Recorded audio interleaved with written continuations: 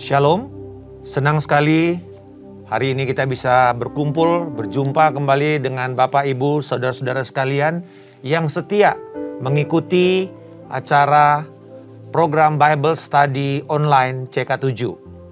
Yang saya percaya ini akan menolong saudara-saudara sekalian untuk bisa mengenal firman Tuhan dan bertumbuh di dalam Kristus Yesus. Mari kita buka hati kita dan kita siapkan untuk kita bisa menyembah Tuhan. Kami mengucap syukur Bapa di dalam nama Tuhan Yesus Kristus untuk pikiran-Mu yang mulia dari firman yang akan kami pelajari, kami renungkan dan kami lakukan. Bila kiranya Roh Kudus mengurapi hati dan pikiran kami untuk bisa memahami kebenaran firman-Mu ini. Dan biarlah Tuhan hadirat-Mu serta firman-Mu ini akan menjadi kerinduan kami yang terbesar di dalam hidup ini. Terpujilah Engkau Tuhan. Haleluya. Satu hal yang kurindu. Thank you Jesus. Oh haleluya. Inilah kerinduan kami Bapa. Mendekat padamu.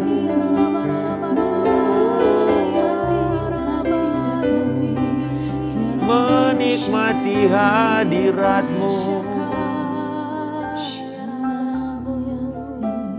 Oh haleluya.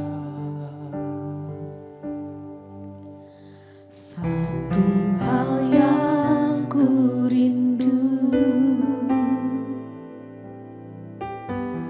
berdiam di dalam rumah-Mu. Satu hal yang ku pinta, menikmati bait-Mu Tuhan. Satu hal yang ku rindu, berdiam di dalam rumah-Mu. Satu hal yang ku pinta, menikmati bait-Mu Tuhan. Lebih baik satu hari di pelataran-Mu daripada 1000 hari di tempat lain.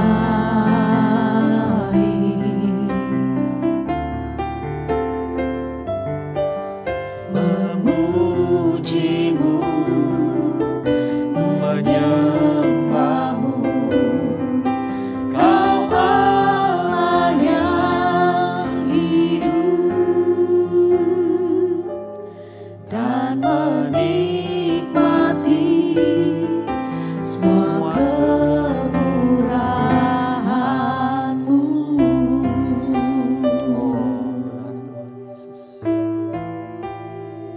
Indah hadirat. Satu hal yang ku rindu, berdiam di dalam rumah-Mu. Satu hal yang ku Inilah permohonan dan doa kami Bapa. menikmati bait-Mu Tuhan. Lebih baik satu hari di pelataran-Mu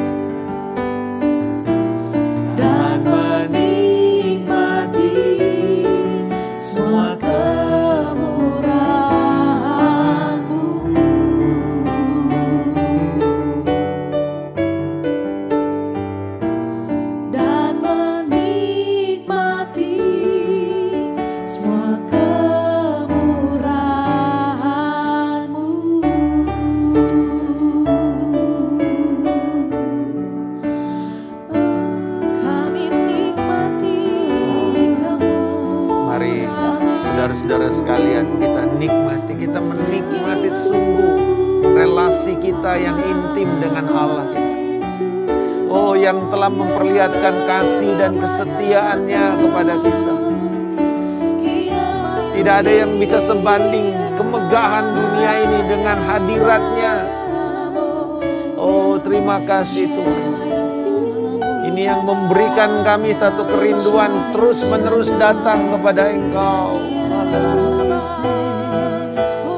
Bahkan lebih dalam lagi Tuhan, pengenalan dan pemahaman kami akan Engkau dan akan firman-Mu. Oh, haleluya.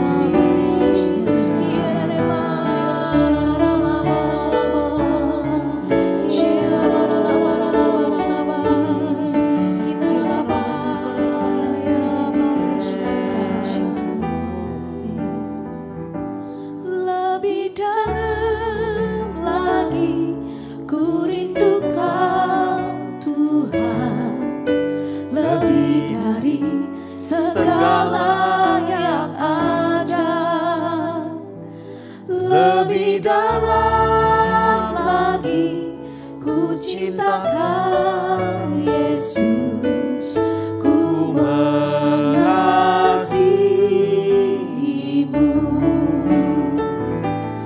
Lebih dalam lagi ku rindu Kau Tuhan, lebih dari segala yang ada. Lebih dalam lagi ku cinta Kau Yesus, ku mengasihi-Mu.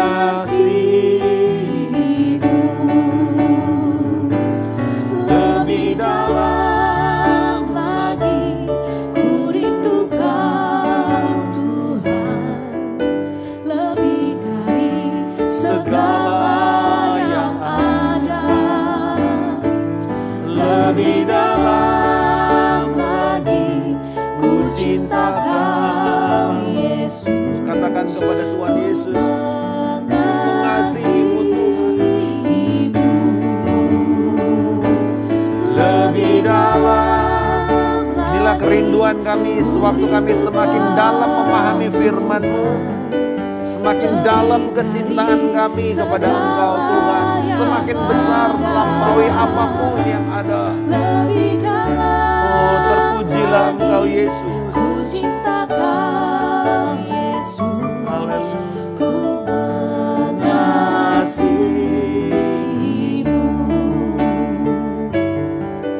Ku mengasihi-Mu.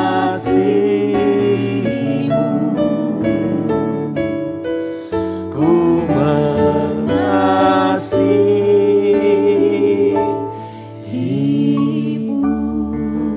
Biarlah ini menjadi deklarasi kami dan pernyataan kami.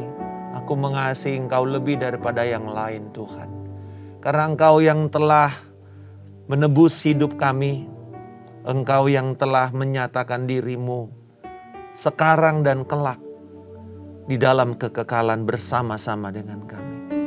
Kalau pada hari ini kami juga akan merenungkan betapa kemegahan dunia ini tidak sebanding dengan kemegahan dari hadirat-Mu Tuhan.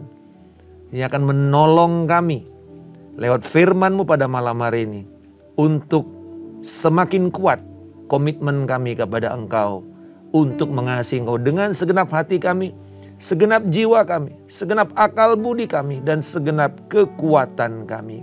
Dalam nama Yesus Kristus kami berdoa dan mengucap syukur. Haleluya. Amin. Saya percaya bahwa hari ini topik kita ini sangat relevan dengan pujian yang baru saja kita naikkan. Di 1 Raja-Raja pasal yang ke-7, ini ada dua bagian. Yang pertama, narasi ini menggambarkan kemegahan dari istana Salomo. Yang kedua, dibandingkan dengan peralatan-peralatan yang ada di dalam bait suci Allah.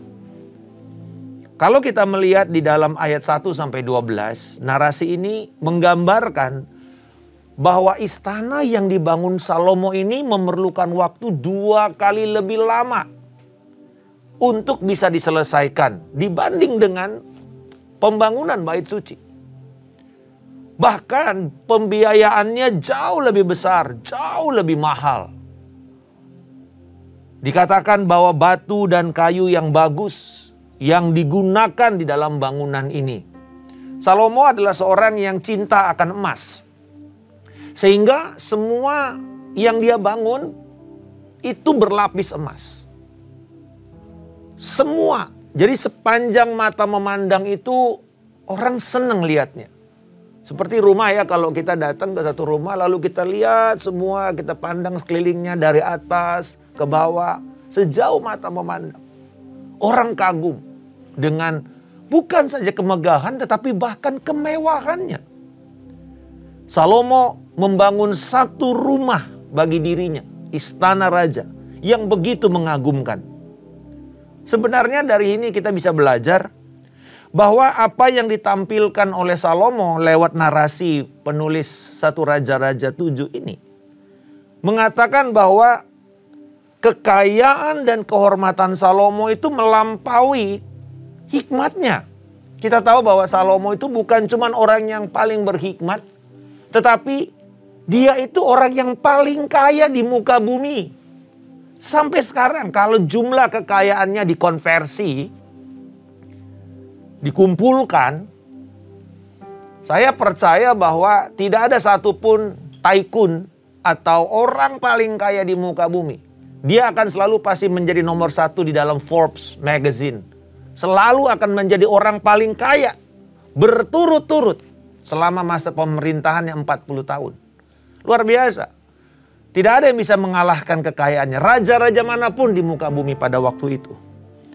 Jadi di sini kita bisa melihat bahwa tidak diragukan lagi dia itu selain takut akan Tuhan pada awalnya, dia adalah orang yang saleh dan sukses di dunia ini.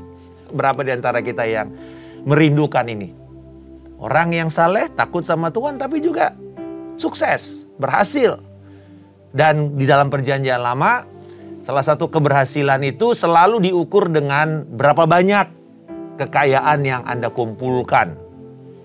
Berapa banyak jumlah tentara, properti yang Anda miliki. Nah kemudian, lanjut di dalam ayat 13-51, perubahan narasi terjadi. Dikatakan bahwa Raja Salomo untuk memperlengkapi bait suci menjadi lebih baik, sekali lagi dia meminta bantuan kerajaan Tirus. Dan dia katakan bahwa dia menjemput Hiram. Hiram adalah seorang pekerja yang merupakan keturunan campuran bangsa Israel dari keturunan suku Naftali dengan kerajaan Tirus. Dikatakan bahwa Hiram itu penuh dengan keahlian atau hikmat, pengertian dan pengetahuan untuk melakukan segala macam pekerjaan yang berurusan dengan perunggu atau tembaga. Nah kalau kita lihat 3 hal tadi, hikmat, pengertian, pengetahuan, ini sebenarnya atau kecakapan ya, di dalam bahasa Ibraninya itu dikatakan hikmat itu adalah kecakapan, keterampilannya. Dan ini kita ingat akan persyaratan dari arsitek kemah suci di dalam Keluaran pasal yang ke-31 dan 35, yaitu Bezalel dan Oholiab, yang 2 orang membawa perabotan bait suci, yaitu kemah suci pada waktu itu, tabernakel. Jadi kita bisa melihat bahwa penulis ingin para pembaca mengetahui semua orang-orang yang memiliki keahlian yang sama ini adalah standar dari pekerjaan bait suci. Jadi bait suci nggak bisa dibangun sembarangan, ya. Diperlukan sebuah keterampilan, craftsmanship, kesenian yang cermat dan diharapkan. Hiram dikatakan membuat 4 barang dasar dengan aksesorisnya dari ayat 15 sampai dengan 22. Hiram membuat 4 hal ini, ya. Kemudian kita bisa melihat semuanya itu terbuat dari tembaga atau perunggu. Yang pertama adalah 2 tiang tembaga atau pilar yang dipasangkan dengan tutup berbentuk mangkuk. Rantai-rantai yang terjalin yang mengaitkan tutup-tutup pada pilar-pilar tersebut. Dan dikatakan ada buah-buah delima untuk menghiasi tutup-tutup di atas pilar itu. Nah, pilar-pilar atau tiang-tiang ini ditempatkan di serambi bait suci. 1 tiang atau pilar itu ditempatkan di sebelah selatan. Ada namanya. Namanya disebut sebagai Yakin. Yakin. Dan kemudian di sebelah lain, di sebelah selatan disebut sebagai Boas.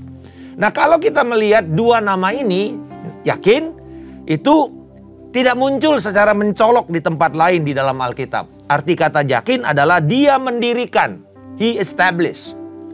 Sedangkan Boas tentu kita tahu, ya, artinya dia yang perkasa, olehnya dia perkasa, oleh Tuhan maksudnya. Ini adalah kakek Daud. Sehingga pilar itu atau 2 tiang itu merujuk kepada dinasti Daud. Dengan kata lain, Salomo mau mengingatkan lewat pilar ini yang menopang dari bait suci itu. Ini adalah kesetiaan Allah kepada Daud yang menjadi raja pertama yang benar dengan Tuhan. Oke, kita tahu Salomo bukan, kita tahu Saul itu bukan dari keturunan dinasti yang Tuhan inginkan, yaitu dari Yehuda. Tapi Daudlah yang pertama dari dinasti Yehuda yang menjadi jalur yang memang Tuhan inginkan. Jadi kesetiaan Tuhan ini dia ingat dengan cara 2 pilar itu. Dan kita tahu pilar itu selalu melambangkan penopangan, ya. Jadi dengan kata lain bahwa janji Tuhan kepada Daud ini menjadi penopang kepada keturunan berikutnya. Dan kita tahu di dalam rekaman tulisan raja-raja selalu dikatakan raja-raja yang baik itu selalu mengikuti jalur atau jalan hidup bapaknya Daud. Nah, itu dia mengingatkan kepada kesetiaan Tuhan terhadap Daud. Nah, tidak sepenuhnya di sini jelas bahwa ini juga melambangkan kekuatan dan stabilitas di dalam kerajaan Israel. Ini juga melambangkan kehadiran dan kekekalan Yahweh dan juga takhta Daud yang menjadi janji Tuhan kepada bangsa Israel. Takhtanya akan kekal selama-lamanya. Dan pilar ini juga melambangkan perjanjian Tuhan dengan umatnya. Terutama antara Allah dengan dinasti Daud. Jadi di sini sangat mengesankan sekali. Perlambangan itu tidak semata-mata begitu saja karena alasan fungsional. Tetapi ada yang membuat orang akan mengingat, wow, ini luar biasa ya, akan janji Tuhan kepada Daud. Lalu ayat berikutnya dari 23 sampai 26, Hiram membuat satu wadah penampungan air, ya, yang disebut sebagai laut. Ya, ini seperti water reservoir gitu ya. Dan ini berbentuk bulat dan berbibir di bagian atasnya. Bisa menampung 11.500 galon air. Ya, setinggi 7 meter tingginya, jadi ini cukup besar daya tampung air itu. Jadi makanya bisa dianggap seperti laut. Dan ini memiliki satu perlambangan simbolis sebagai tempat di mana para imam itu membersihkan diri mereka sendiri sebelum dan sesudah mereka melakukan tugas-tugas pelayanan di bait suci. Ada 12 lembu jantan melingkari laut. Ini ada yang mengatakan sebagai perlindungan Allah, tetapi juga mengingatkan mereka bahwa di sekeliling daripada bangsa Israel ini adalah ancaman penyembahan Baal. Jadi kita bisa melihat bahwa mereka tahu di tengah-tengah berkat ini ada banyak ancaman yang juga mengelilingi mereka. Yang ketiga adalah 10 tugu yang dapat dipindah-pindahkan untuk menampung bak-bak air yang dibutuhkan dalam berbagai ritual bait suci. Dan juga ada lembu jantan, ada kerub, ada singa muncul pada panel-panel di samping yang diukir-ukir ini semua. Lalu ada dudukan roda dan juga bisa digunakan untuk bergerak ya, jadi supaya dia bisa dipindah-pindahkan. Dan bagian atasnya dihiasi lagi dengan kerub, dengan singa, dan pohon korma.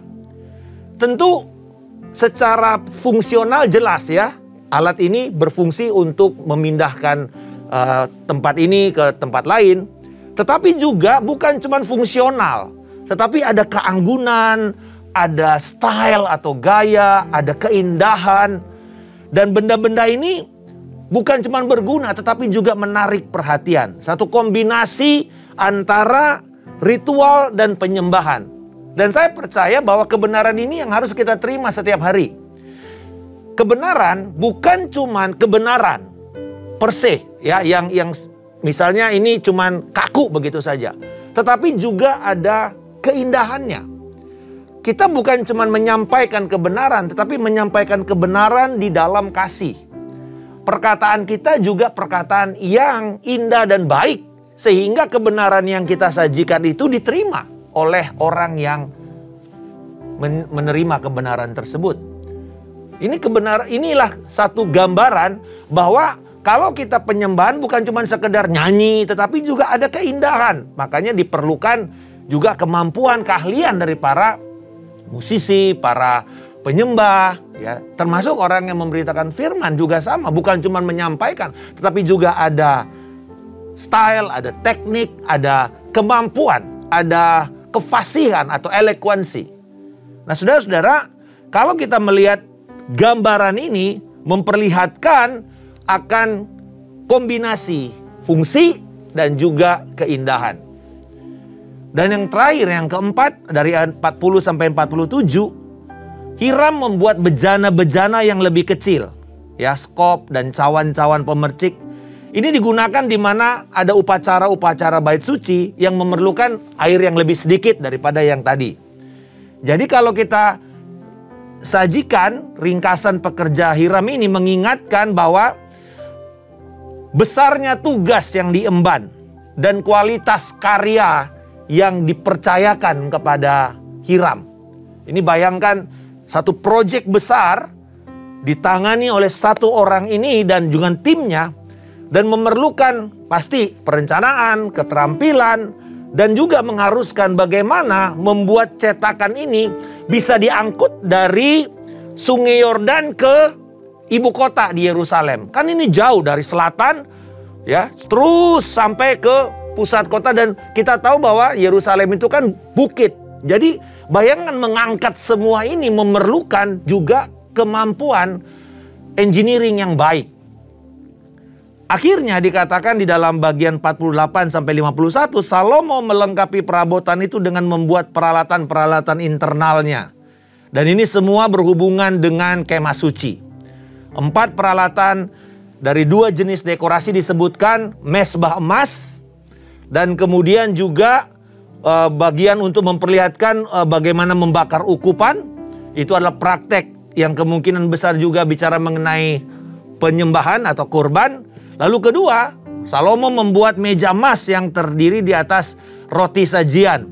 Dan kita tahu dalam Keluaran pasal yang ke-25 ini berbicara tentang Tuhan ada di antara mereka dan menjadi penyedia. Jehovah Jireh, penyedia Tuhan itu terlihat nyata di depan umatnya. Jadi kita melihat, wah, ini luar biasa ya, kebenaran yang kalau kita tarik kepada Injil. Bahwa di kemah suci Allah bukan saja menyediakan pengampunan dosa, tapi juga menyediakan pemeliharaan kepada orang yang percaya kepadanya. Kita sungguh kagum dengan apa yang Tuhan kerjakan di sini. Jadi apa yang kita bisa belajar? Pertama, di dalam membangun pekerjaan Tuhan. Satu, harus berfungsi, jadi fungsional sifatnya. Dikatakan bahwa peralatan itu punya 3 tujuan. Satu, memberi cahaya di tempat yang gelap. Jadi kita tahu bahwa ini berarti ada fungsinya kalau dibilang lampu-lampu di dalam bait suci itu. Yang kedua, bukan cuma fungsional tapi juga harus estetika, ya, estetis. Kata yang dipakai kemuliaan dan keindahan di tempat kudus. Wah, ternyata kita nggak bisa cuma sembarang membangun apa yang kita pakai sebagai istilah untuk rumah Tuhan. Tetapi perlu ada keindahan. Orang datang pun kagum gitu loh. Wow, ternyata Tuhan ini bukan asal jadi. Ya, rumah Tuhan bukan sembarangan, semrautan, tapi ada nilai estetik. Tetapi juga memiliki nilai rohani. Bahwa segala sesuatu yang ada itu merupakan perlambangan dari antara kerohanian dan kenyataan. Di sini kalau kita bicara mengenai perlengkapan ini, bicara mengenai konsep kehidupan, ya, lewat pohon kehidupan maupun terang. Jadi sumber terang itu kan berbicara tentang terang, ya, tetapi juga berbicara tentang pohon, pola bunga emas itu yang menghiasi kaki Dian, itu memperlihatkan adanya topangan kehidupan dan adanya topangan terang yang memberikan kekuatan. Dan yang terakhir yaitu baskom, pemangkas sumbu, dan juga semua perabotan perhiasan lain ini terbuat dari emas, ya, dan dengan soket untuk pintu yang dibuat. Kalau kita melihat bahwa tugas terakhir yang tersisa dari Salomo adalah nanti dia akan membawa semua persembahan ini masuk ke dalam bait suci. Nah, ini nanti di dalam episode berikutnya, pasal yang ke-8, kita melihat bagaimana upaya benda-benda yang tadi dibangun ini masuk ke dalam bait suci. Sebagai penutup, saudara-saudara sekalian, kita sudah belajar bahwa Salomo sebagai anak menggenapi impian ayahnya untuk membangun tempat kediaman, bait suci, yang menjadi kerinduan daripada Daud. Untuk orang bisa datang dan memahami akan hadirat Allah, tetapi juga memahami dan mengagumi keindahan. Saudara, bayangkan pondok Daud yang kecil itu, tapi di situ ada tabut, ada hadirat Allah, luar biasa. Tapi orang lihat, ya cuman pondok. Tetapi bayangkan bait suci. Bait suci, saudara, yang dibangun Salomo itu memberikan keajaiban dari indera manusia. Waktu saya ke Israel, saya melihat dari Yeriko, dia bilang, karena itu dibangun di atas gunung, dari kejauhan orang bisa melihat bait suci. Berarti dari mata orang sudah kagum. Dan orang melihat adanya ukupan asap yang naik terus, lurus, tidak terganggu oleh angin. Orang kagum, dari jauh saja, belum dekat bait suci. Lalu kemudian setelah mereka mendekat naik ke gunung, mereka mulai mendengar suara-suara puji-pujian. Berarti telinga mereka ini kagum. Wow, ada pujian. Mendekat, mereka mencium bau ukupan. Jadi mulai lihat mata, pendengaran, penciuman. Lalu kemudian mereka mulai masuk ke dalam bait suci. Dan mereka mulai menyentuh korban untuk dibawa ke para imam. Dan mereka mengalami pemulihan, pengampunan dosa, ucapan syukur. Dan kemudian yang terjadi, mereka harus memakan apa yang ada di sana. Jadi mereka mengecap. Saudara-saudara, betapa luar biasanya bahwa bait suci itu bukan cuma batu-batu, tetapi orang bisa melihat keagungan Tuhan. Kabar baiknya adalah ini. Sekarang tidak ada bait suci secara fisik. Tapi Rasul Paulus mengatakan, kita ini adalah bait suci, tempat kediaman Roh Kudus yang ditebus oleh Yesus Kristus. Bapak Ibu, berarti apakah orang akan melihat diri kita sehari-hari dari penampilan kita, dari rupa kita, tampak luar? Orang sudah mulai kagum enggak? Jadi saya hanya mau bilang bahwa jangan bilang, oh Allah cuma lihat hati. Enggak. Ya betul, Allah cuma lihat hati, tapi manusia melihat apa yang dari luar. Itu sebabnya kalau kita dalam ibadah semuanya excellent, unggul, rapi, bersih, wangi. Orang menjamahnya bilang, wow, kualitasnya hebat. Ini bukan untuk menyenangkan manusia, tetapi ini adalah wujud kita memperlihatkan akan kemuliaan Tuhan lewat batu-batu yang mati. Bapak Ibu Saudara-saudara sekalian, kalau saya tarik bagaimana katedral-katedral di Eropa dibangun, memerlukan waktu yang cukup lama. Ada yang sampai 400 tahun.